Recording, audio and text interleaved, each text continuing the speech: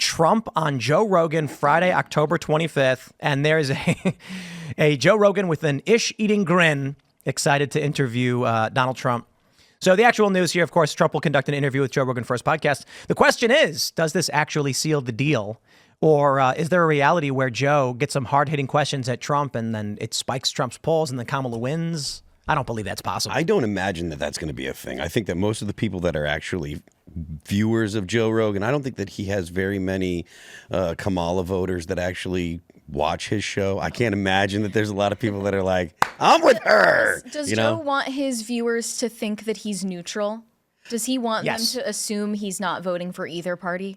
I think he does. I mean, I don't know for sure, but I imagine he does because he doesn't come out and say it specifically. He also does. He is fairly honest in his criticism. Like, he has no problem, like, saying critical things about Donald Trump. He's clowned on him before. Maybe it's just for comic effect because, you know, there's funny stuff that Donald Trump does that deserves to be poked fun at. But I do think that he is likely to be a Donald Trump voter. And even if he isn't, I'm confident that his viewers are largely Donald Trump voters, even if they aren't a significant majority. I can't imagine that like, you know, RFK guys turned Trump guys, maybe more so. Yeah, like I Ian. think so. Yeah, he sort of strikes me. Joe is the kind of guy that instead of going on his show and being like, you all should vote for Trump, I'm going to vote for Trump, vote for my, he'd rather bring Trump on and let Trump speak for himself and let his viewers decide for themselves. That's his neutral impartiality part of his brain.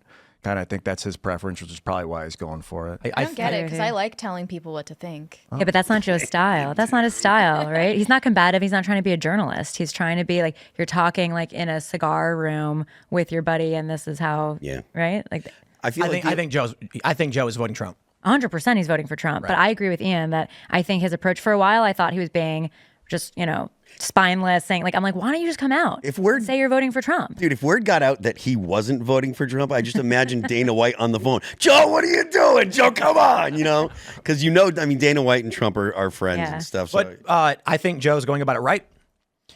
Joe didn't want to have Trump on before. He's going to have him on now. I think it's the right thing to do. He's doing it at the right moment. It is a couple weeks. This is going to be a week and a half out from the election. Joe Rogan is letting Donald Trump go on his platform and make his piece. And we know Donald Trump can hang in long-form podcasts. Yep. Kamala Harris, not so much. She doesn't really have a lot to offer. She's done them, right? She went on Breakfast Club and she's done interviews, but I don't think she's going to get a pass from Joe if she went on his show, so I don't see her doing it. Yeah, I can't imagine her being, because I mean, even though Joe wouldn't actually be combative, he would ask her questions that would make her uncomfortable. And if you look at just the little bit of pushback that she got when she was with Bret Baier, I imagine she would fall apart. And in a 2 to 3 hour conversation, I mean, I can't imagine her being able to hold up under that kind of scrutiny because she's just an empty suit. I hope she does it, but I think you're right. Like, she kind of resorts to intimidation in her instead of persuasion. She'll get like that, well, what do you want? The other guy to win kind of. And Joe is indomitable. Essentially, in a conversation in his studio, you cannot intimidate that man. And he would be fully placid and in control of the conversation. And if she tried that babyish maneuver, it would be outed immediately. And to your point, if he does end up being like in kind of control of the conversation, that automatically puts her in a bad light to be president. You know, I don't know that Joe's going to be trying to control the conversation with Donald Trump, but Donald Trump is going to be Donald Trump, and he's going to, you know, take whatever Joe says, and he's going to go wherever the heck he feels like, and that's something that Trump does.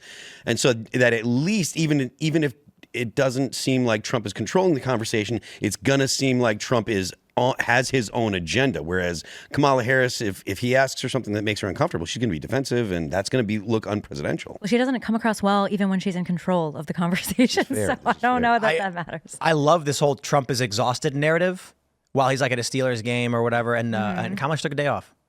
She's allowed to take a day off. She's not taking days off, she's hiding. Sure. What it is, she's hiding. By all means, but don't criticize Donald Trump as exhausted if you're not around. Yeah. Like if you vanish for a day for whatever reason that may be. But I think, here's my thoughts. I think Joe Rogan will be voting for Donald Trump. That's just my opinion. The reason why I think that is Joe is an incredibly smart guy.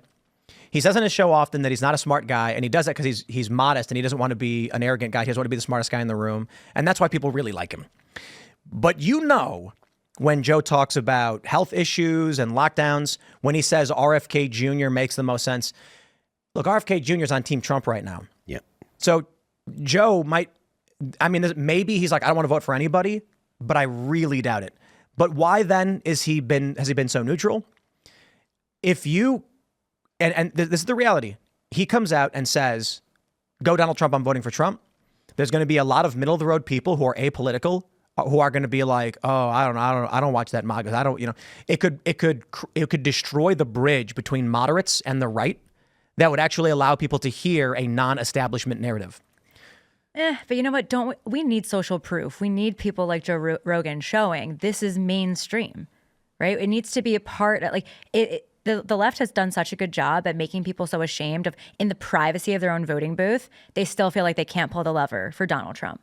That's what they've done. So I think this is like, this is not the time to sit on the sidelines and not say what you're actually doing, especially for someone like Joe Rogan. Is he still with Spotify, or Yes. am I behind on They have a new deal. So the Spotify deal ended, and they did a new deal where Spotify sells the ads for him. And I think the way it was reported that he gets a minimum guarantee. He posts the show on every platform, but the ads are controlled by the Spotify ad network or whatever. He has overlords. Like He doesn't need any more money. The guy doesn't need anything. That's the thing too. I'm not trying to dig at Joe or anything, but I talked about this quite a bit. Like, what do all these ultra rich people do with their money? Because Joe buys DMT. Investments. Joe, I could imagine that he does, but I don't know. He's probably so far beyond that, dude. Yeah. It's like On the veil. there's probably really something get beyond called like XV5 DMT extreme. Oh and, yeah, like, you've never heard of there's it. AMT. It's alpha methyltryptamine, there we go. and that's like a Russian super soldier Look out, drug. Ian's they're on fire now. experimenting with. It lasts for days. It's like highly illegal and all that AMT, but it does exist. There was something that you mentioned. It slipped my mind now. Anyways, go ahead. I'm sorry. I was going to make a point, but You want to talk more about alpha methyltryptamine? no. There was something know that a lot Tim had about said. It was in regards to. No, I don't know. I just think you're saying that Joe should step out of the silence. Maybe on this show on Friday with Trump, he says something like, "I don't know if you're the right guy, but I will be supporting you because RFK Jr. is a man I trust." Maybe that's something he does at the last minute. The reason why I think it makes sense throughout the past 4 years, he doesn't overtly say MAGA, MAGA, MAGA. It's like, come on. The media attacks Joe Rogan. Look, that's why I opened with that article that he's the worst guy ever. Yeah. They clearly view him as right wing. But I got to tell you, I have friends who are woke liberal lefties, but they're not super political. They're more like default. They fly the Pride Progress flags and stuff. I've known people. Some of my friends have known for years, and they don't mind being friends with me. They don't know anything about it. They just know it's like, oh, I don't know, and they're posting on social media about how they're voting for Kamala. They watch Joe. Mm-hmm. And when I've been on Joe's show, they message being like, I watched the show. It was so awesome. I love it. Joe is opening the door for a lot of these people to hear narratives outside of the establishment media. And so by being a more neutral personality and inviting to everybody, he keeps that possible. It may be one of the reasons Donald Trump gets a big boost this cycle. Now, that's us being real. I don't think Joe's ever going to say that. And there are a bunch of other libertarians who are like, oh, I'm not voting for Trump, but they're going to press Trump the moment they go in that voting booth. Thanks for checking out this clip from Timcast IRL. Make sure to watch the show live Monday through Friday at 8 p.m. Subscribe to this channel, and we will see you all there.